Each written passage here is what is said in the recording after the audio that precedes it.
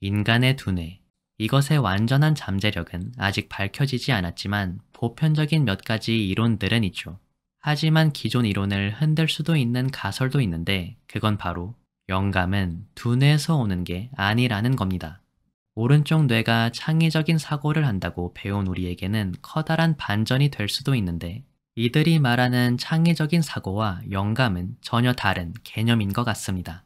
어느 분야든 다양한 의견이 존재하듯이 이것도 어디까지나 가설이기 때문에 옳을 수도 있고 틀릴 수도 있죠. 그래도 꽤나 재미있고 흥미로운 이야기인 것 같으니 이들의 입장을 조금 더 자세히 들어볼까요? 이들의 입장에 의하면 영감이 어디에서 오는지는 알 수 없으나 확실한 것은 인간의 뇌에서 영감이 오는 건 아니라는 거예요. 우리가 어떻게 영감을 받고 어디에서 영감이 오는지가 이들의 최대 난제인 거죠. 이들은 영감을 우주 또는 신과 같은 고차원적인 존재가 지식을 전달해 주는 것으로 비유했습니다.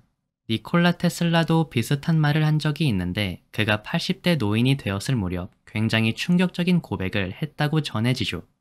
매일 밤 나는 필기류와 메모장을 내 침대 옆에 올려두었다. 그리고 매일 아침에 눈 뜨면 나의 메모장에는 발명품에 대한 설명이 적혀 있었다.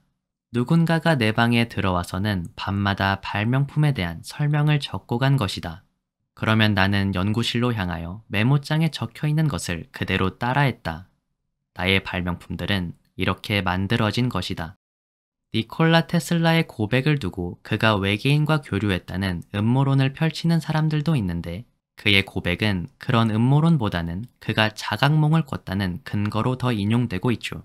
자각몽이란 꿈속이라는 것을 인지한 상태로 깊은 통찰력을 얻게 되는 건데 무엇보다 가장 큰 이점은 자기 의지로 꿈을 통제할 수 있다는 거죠.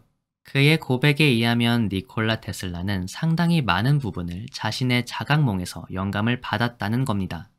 전문가마다 그 견해가 다를 수도 있겠지만 자각몽을 유도하는 방법으로 널리 알려진 세 가지 조건이 있습니다. 지금 바로 확인해 보죠. 먼저 꿈인지 아닌지를 확인할 수 있는 자기만의 수단이 필요합니다. 수면 중에 자신이 꿈을 꾸고 있다는 것을 인지하는 능력 말이죠. 영화 인셉션에 나오는 그 작은 팽이 있죠? 그 팽이도 현실 확인의 수단입니다. 돌아가는 팽이가 멈추면 현실, 멈추지 않으면 꿈이니까요. 영화에서 주인공이 계속 팽이를 돌린 이유도 자신이 꿈속인지 아닌지를 확인하기 위해서였죠.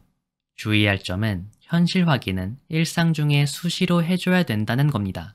예를 들어 우리가 인셉션의 주인공처럼 수면 중에 꿈인지 아닌지를 확인하기 위해 팽이를 돌릴 생각이라면 일상에서도 팽이를 수시로 돌려줘야 된다는 거죠.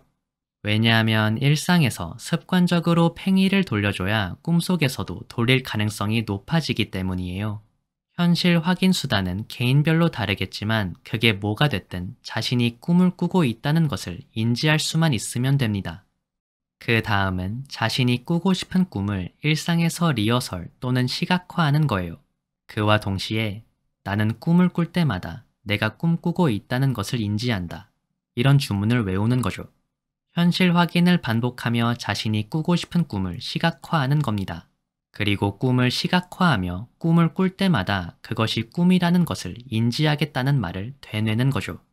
마지막으로 하루 동안 현실 확인과 꿈 리허설을 잘 실천했다면 이제 본격적인 실험을 시작할 때입니다. 자신이 평소에 일어나는 시간보다 한두 시간 일찍 알람을 맞춰보세요. 알람이 울리면 몇 분 동안 깨어난 후 다시 잠을 청하는 겁니다. 중간에 잠깐 깨어나는 이유는 대뇌 피질의 활성화 때문이라고 하는데요. 이렇게 하면 자각몽을 유도하는 렘 수면 상태로 돌아간다고 합니다. 방금 다룬 자각몽의 세 가지 조건을 마지막에 다시 한번 자세히 정리해 드릴게요. 지금까지 자각몽에 대해 알아봤지만 꿈을 통제하는 것이 그렇게 특별한 일인지 공감하지 못할 분들도 계실 것 같아요. 그런 분들을 위해 한마디만 덧붙이자면 다른 걸 떠나서 자각몽은 우리가 해결하지 못한 문제에 대한 영감을 주는 신비로운 꿈이라고 생각하면 될 것 같아요. 니콜라 테슬라가 자신의 자각몽에서 발명품에 대한 영감을 받았듯이 말이죠. 황농문 박사도 우리의 문제들이 꿈속에서 해결될 수 있다고 했는데요. 그가 집필한 몰입이라는 책은 비록 자각몽에 관한 책은 아니지만 이 영상의 요점을 파악하는 데 도움이 될 것 같아 그 일부를 인용해 보려고 합니다. 몰입의 위력은 수면 상태에서 고도로 활성화된 장기 기억을 활용하는 데 있다. 즉, 몰입 상태가 되면 잠을 자면서도 주어진 문제를 풀려는 생각을 한다. 반면 몰입하지 않으면 명확한 목표의식이 없기 때문에 수면 중에 고도로 활성화된 두뇌를 활용할 수 없다. 역사적인 발견의 또 다른 순간은 꿈속에서였다. 모차르트는 자신의 음악이, 괴테는 자신의 시가, 에드거 앨런 포는 자신의 추리소설이 꿈속에서 영감받은 거라고 말한 바 있다. 중요한 아이디어는 대부분 수면 중에 얻어지며 수면 중의 뇌는 각성 상태와는 다른 초능력에 가까운 기능을 가지고 있다. 그러나 위대한 발견은 진정한 의미에서 우연히 얻어지는 것이 아니다. 우연한 영감에 의한 위대한 발견 뒤에는 그러한 영감을 얻기까지 오랫동안 피나는 노력을 기울인 정성이 있었다는 것을 간과해서는 안 된다. 주어진 문제에 대하여 깊이 몰입해서 생각하고 그 문제를 풀려는 의식적인 노력이 수면 중에도 연속될 때 수면 상태에 활성화된 뇌가 활용된 결과로 그 문제가 풀리는 것이다. 아이디어가 떠오른 순간이 우연처럼 느껴지겠지만 이것은 몰입의 필연적인 결과다. 방금 읽은 몰입의 내용을 바탕으로 자각몽 꾸는 방법을 다시 한번 자세히 정리해 드릴게요. 첫째, 아침에 눈 떴을 때 내가 해결하고 싶은 문제를 생각하는 것으로 하루를 시작한다. 그리고 하루의 대부분을 그것을 생각한다. 현실 확인도 미리 수시로 연습한다. 현실 확인은 내가 잠들었을 때 이것이 꿈인지 아닌지를 확인할 때 할 행동이다. 둘째, 만약 생각하고 있는 문제가 꿈에 나온다면 나는 어떻게 할지 마음속으로 리허설한다. 그리고 자기 암시도 수시로 한다. 나는 꿈을 꿀 때 내가 꿈꾸고 있음을 인지한다. 셋째, 잠에 들기 전에 평소보다 일찍 알람을 맞춘다.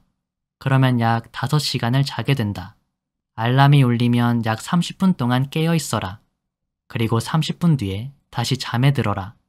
이렇게 깼다가 다시 잠에 들면 렘 수면 확률이 높아진다. 렘 수면은 자각몽을 유도한다. 이렇게 자각몽의 3가지 조건을 다시 한번 자세히 정리해 봤는데요.